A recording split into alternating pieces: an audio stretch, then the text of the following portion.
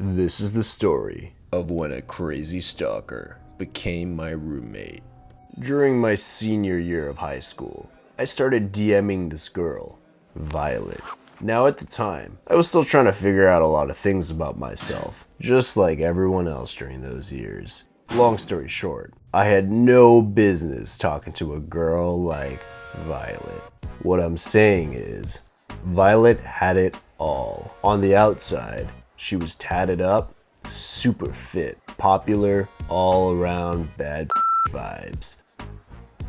But on the inside, that's where we shared a special connection. More specifically, we were both really into hip hop. Turns out we're both really into this one up-and-coming artist. No one else had really heard of him, so it felt like we were part of this secret club. Over the following months, we really bonded over his music. We talked about how we'd definitely go see a show together. Violet became my best friend. We talked every day. She knew everything about my day-to-day life. We even shared passwords. And, of course, I was in love with her. But I wasn't sure about how she felt about me, and it was driving me crazy. So I'm like, F it. One night, I'm hanging out with my bro, Varun, at his place. It's near the end of summer, and we're both leaving for different universities. So we're in this daredevil kind of mood. He catches me texting with Violet, smiling and all. So he's like, Yo, who you texting there? none of your business. Come on, bro. How you gonna do me like that? Alright, fine. Can you keep a secret? Is that even a question, my guy? So I show him Violet's profile. I'm not gonna lie, it's a little bit of a flex. I know that he'll be jealous, so I'm pretty excited for his reaction. She's fake. What? Yeah, bro, it's obvious. Okay, I knew that he would be jealous, but I didn't think he'd be this petty about it. Come on, bro. Look at these two photos. That's not the same person. What are you saying? Yes, it is. On second thought, she does look a little different in each of her photos. What am I saying? That's the same dark eyeliner. Varun. Okay, have you ever talked to her on the phone? You know, heard her voice? No. Bro, you are talking to a man. Varun bursts out laughing. I'm starting to sweat a little. Most likely he's just trolling. But even if there's a 1% chance that Violet isn't who she says she is, this could be real embarrassing. So I try calling her. She doesn't pick up. I get a DM.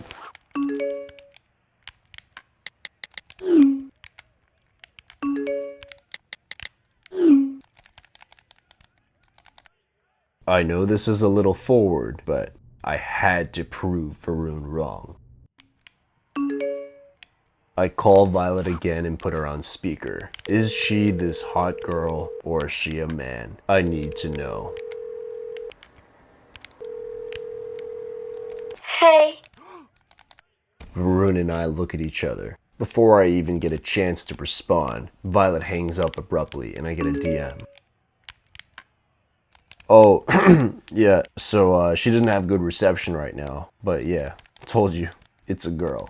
Nah, bro. I know a girl when I hear one. I don't buy it. That was some weird filter. Varun is convinced that Violet is actually a 54-year-old man from Alabama. I brush him off. Yes, her voice did sound a little off on the phone. It certainly wasn't what I expected it to be, but regardless, that's not enough to assume the worst. Besides, we tell each other everything, so if she isn't who she says she is, I'd know. I'd know, right? As time went on, I started to doubt. I told more friends about Violet, and I don't know why, but the more people told me that she wasn't real, the more I fought against it. In my mind, it was me and Violet versus the world. Then came September and I left for university. This was the beginning of a new chapter and I was pretty excited. Unfortunately, my first roommate, Devin, was an utter nightmare. On move-in day, he introduced himself along with a 12-page list of rules that he had conveniently written and printed out. Rules that included no girls over, ever, no guests after 5 p.m., never to touch his Star Wars Lego sets, and absolutely under no circumstances was he to be ever interrupted on Sunday during Game of Thrones. Needless to say, I was eager to get the hell out of there. At some point, between struggling to get along with Devin and adjusting to my new life on campus, me and Violet began to fade. Funny enough, the less I talked to her, the more she wanted to talk to me. It escalated to the point where it felt like a burden to talk to her, so I tried to break things off. She didn't like that at all, and became more clingy than ever. When ghosting her failed, I did something. Not my proudest moment, but yeah, I blocked her on everything. With my Violet problem solved, next up was Devin. Unfortunately, I couldn't just block Devin, so I tried to focus on the positives for the time being. I mean, one of the few perks of having a roommate that I hated is that I've been pretty good with going to class, since anywhere was better than home. So there I am in my 10 a.m. Psych 101 class, the same as every other Monday. I'm busy taking notes when... Hey. Can I help you? Yeah, sorry to ask, but I noticed that your notes were really great.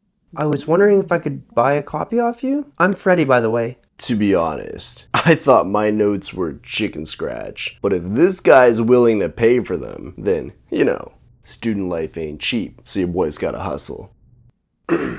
Yeah, bro, I got you. For obvious reasons. We can't meet at my place, so I agree to bring them over to his place after class. I GPS his address and leave my dorm. I get on the bus towards campus. The bus passes all of the student housing and starts getting real close to campus.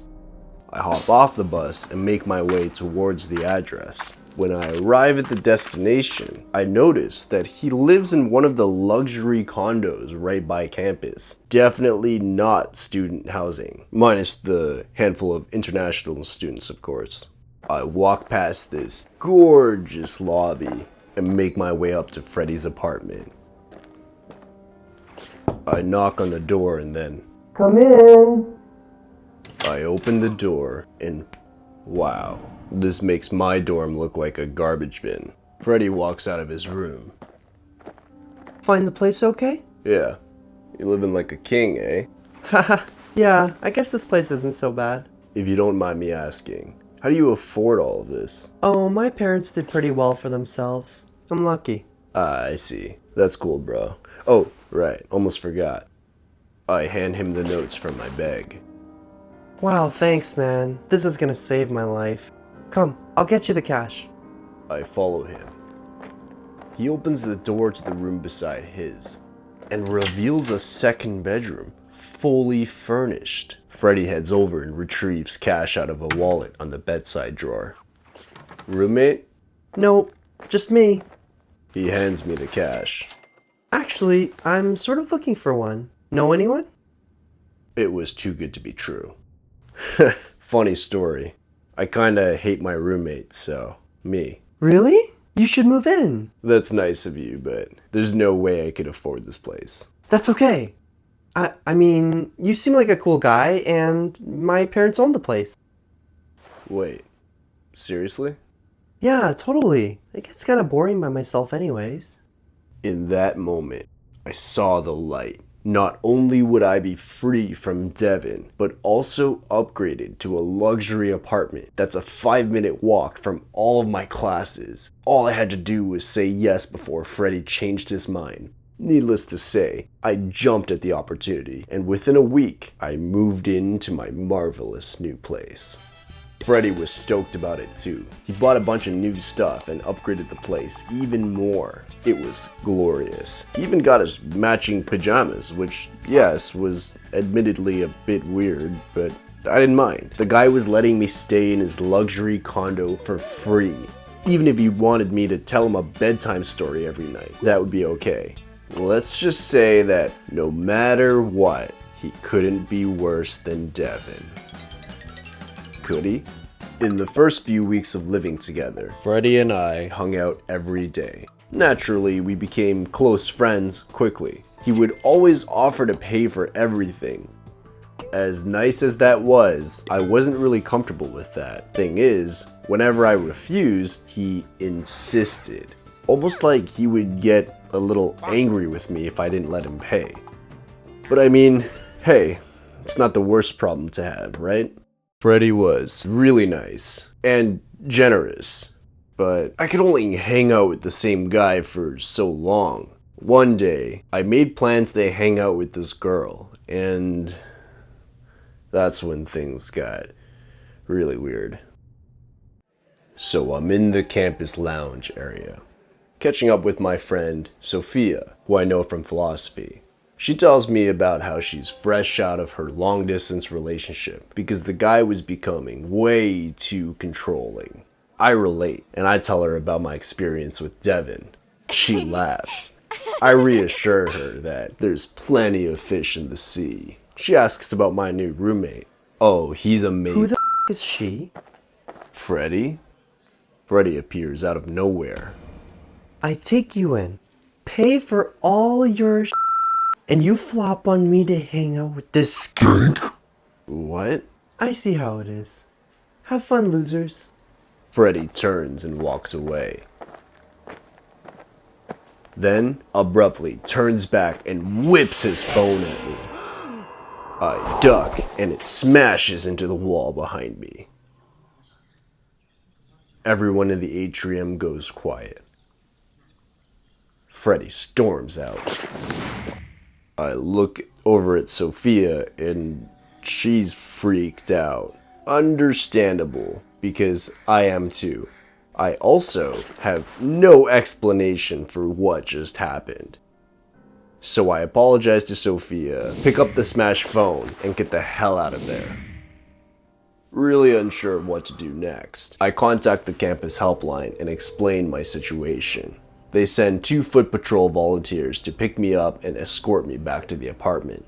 Get this, foot patrol shows up, and one of the guys is Devin. I would dwell on the irony, but we don't have time for that right now. We arrive at the condo, and I'm in disbelief at what I see. Half of my belongings tossed out the window and laid on the grass. I'm triggered. I storm into the building. Devin and the other guy chase after me. We reach the apartment door. I take out my keys, but my anger settles, and I start thinking about just what might be waiting for me on the other side of that door. What if Freddy has a gun? I freeze. Steven, what do we say to the god of death? This guy did not just seriously quote Game of Thrones right now. No, I am not about to indulge in this stupidity. I jam my key into the lock and bust down the door. Just as I suspected, my belongings are destroyed. My clothes are not only laid out all around the living room, but cut up as well. That's it. I march over to Freddy's door. It's locked, so I start pounding on it. Wait! We can't do that! You're breaking Foot Patrol protocol! Protocol. Devin dials for help. I take a couple steps back, wind up, and charge into Freddy's door with all of my weight. The top hinge snaps and the door breaks in halfway. Just enough for us to see inside. Freddy sits on his bed, staring at me without blinking. He's bleeding. At a closer glance, I see my initials carved into his wrist. Okay, I'm not going in there. We waited out in the living room until campus security shows up. They take Freddy to the hospital.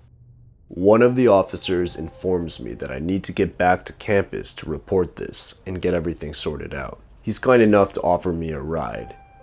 I get in the backseat of his car while he discusses something with the other officer. When I sit down, I notice that there's something in my back pocket. It's Freddy's phone. My curiosity gets the best of me, and I take it out. Lock screen.